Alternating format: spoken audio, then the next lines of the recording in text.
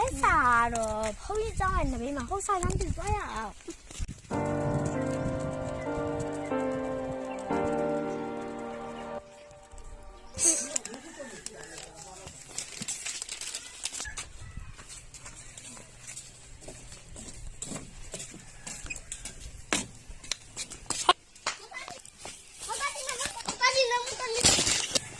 ဒီငါဆိုင်ဘာလာလို့တာလဲငါဆိုင်ရိုင်းဖွားတယ်မောင်နေပါလို့ယူချတယ်ဒီလိုအမလေးပြက်ကပ်တယ်မေးရမယ်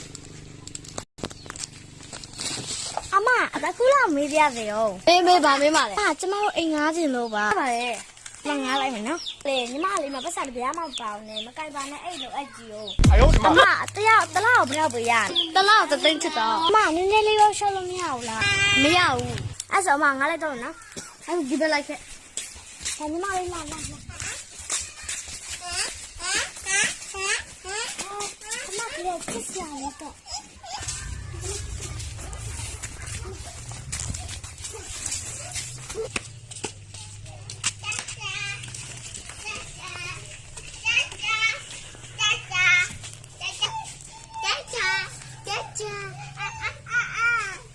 ဈေးရောက်ထားတော့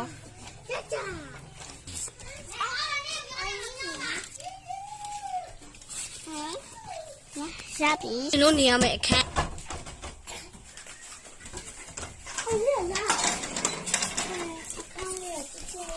အခါတော့ဒါအပေါ်ကဒါအော်ဒီအောက်ကနော်ဟုတ်ဟုတ်လဲ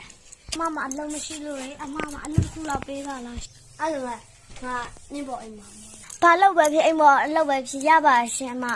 အဲ့ဆိုအမအိမ်လာဆောင်ပြီးတော့နော်ဘာပြောလဲ Think I got myself in trouble so I feel